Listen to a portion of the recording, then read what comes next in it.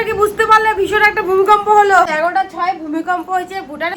দিদি পুরাই বুঝতে পারছে আর আমরা হলো গাড়ি তুলতেছিলাম, বুঝতে পারিনি। তো চলো দেখবি। হ্যাঁ, গরুর গায়ে এসব কি লাগলো? জানলার পাশে বসে থেকে গরম গরম চা খাও আর এরকম বৃষ্টির মজা নাও। Hello friends, good morning. আমার কিন্তু দুটো ভাগ্নি ছিল অলরেডি, তার সাথে আরো একটা ভাগ্নি আজকে চলে এসেছে। চলো তোমাদের দেখিয়ে দিচ্ছি। 3 ভাগ্নি। আমার জিয়া, এটা হলো মিষ্টি, এটা হলো মাহি। জিয়া তুমি কোন ক্লাসে পড়ো? ক্লাস 2 তে পড়ে। তুমি কোন ক্লাসে পড়ো? মিষ্টি তুমি কোন ক্লাসে পড়ো? এলকেজি।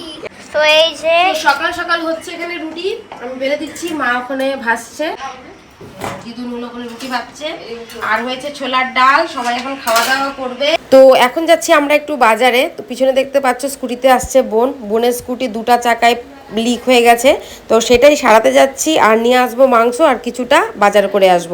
তো দেখো চলে এসেছি এখানে, গাড়ি ঠিক করতে দিয়ে দিলাম। তারপরে এবার বাদ বাকি কাজগুলো করব। এবার আমাদের 3 জনের আর গাড়িতে আটছে না, যেন পিছন পিছন আমরা হেঁটে হেঁটে যাচ্ছি। তো দেখো চলে এসেছি মাংসর দোকানে। এখানে দেখো নানা রকম মুরগি রয়েছে। আমরা একটা সেলফিও নিয়ে নিলাম। তারপরে মুরগি নেওয়া হয়ে গেল, মানে মুরগির মাংস। তারপর কিছু সবজিও নিয়ে নিলাম।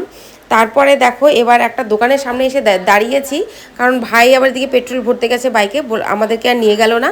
তারপরে দাঁড়িয়ে দেখছি এখানে সেল চলছে। তো ভাবলাম যেহেতু সেল চলছে ভেতর দেখে জিনিসগুলো একটু দেখে আসি। শাড়িগুলো কিন্তু বাইরে থেকে দেখতে বেশ ভালোই লাগছিল। আর আমি আর প্রিয়া বেশিক্ষণ আর বাইরে দাঁড়ালাম না, সোজা চলে গেলাম ভেতরে।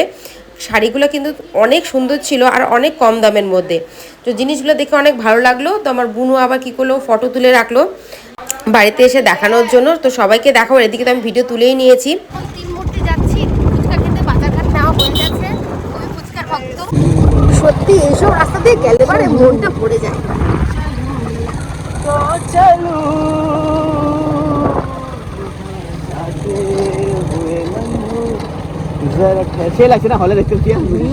দারুণ লাগছে। ভাই আজকে আবার আখের রস খাবে, পিয়া আর আমি খাবো ফুচকা।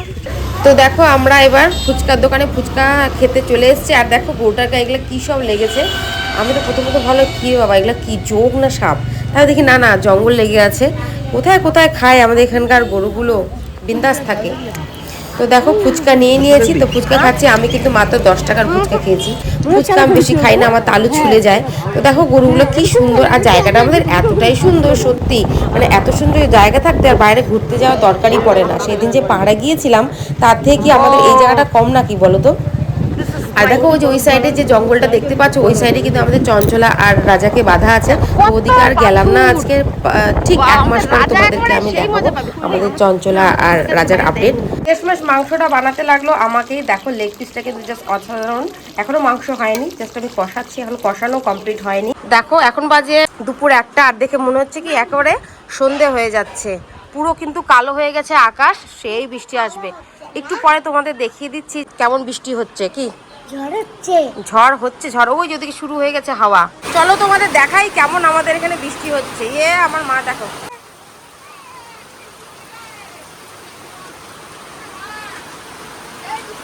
দেখো বৃষ্টি পুকুরের জলের কি অবস্থা।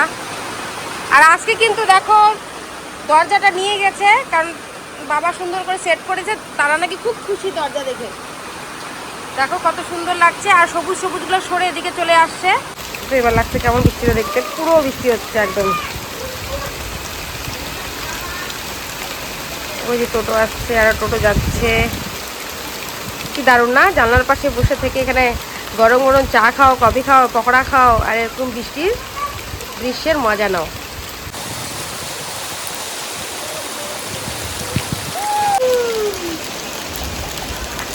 আগে কত চান করতাম বৃষ্টিতে, খুব মজা লাগতো। তো দেখো সেখান থেকে আসবার রান্না বাড়ি করে এখানে ফটাফট খেতে বসে গেলাম। তারপর সবাই মিলে খেয়েও নিলাম। ও কালকে রাস্তাতে তো এসে দেখা হয়েছিল তাই? কিরে এটা তো ভয়ানক নাম, কি কালি কালি কালিয়া সাদা, ঠিক আছে। ওই দেখো মামি দরজা আটকায় রাখছে, ওই জন্য ডাকতেছে মামা করে, দরজার সামনে এসে দাঁড়ায় আছে। তোমরা যদি আমার আগের দিনে ব্লগটা দেখো, ওখানে লাস্টে একটা গরু দেখতে পাবে রাস্তা দিয়ে হেঁটে, আমার মামিদেরই করেছিলাম, আমি জানতামই না, মা এখন বললো। সন্ধে সন্ধে হয়ে গেছে, বাড়ি চলে আসছে। বললাম না এখানে গরু সব ছাড়া থাকে। মা মা ওকে চিল্লাচ্ছে। মা দরজা খুলো মা। ও থাক, তুই বাইরে থাক তাহলে, তোর মা আসুক। থাক, তুই বাইরে থাক এখন তাহলে। তো আজকে বাচ্চাদের সাথে মিলে আমরা একটু বাচ্চা হয়ে গেলাম, তো এখন খেলছি আমরা আওমিলো সিলো সালো। তোমাদেরকেও এখন দেখাচ্ছি খেলে।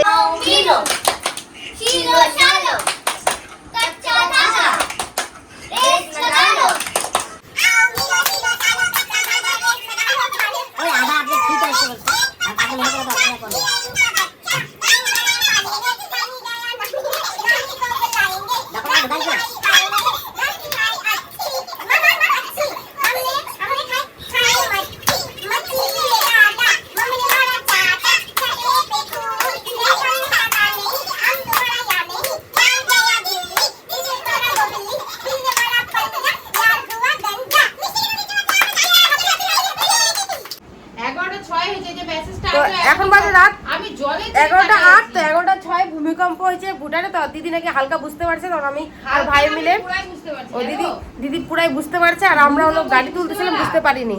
ভূমিকম্প কিন্তু 5.5 হয়েছে।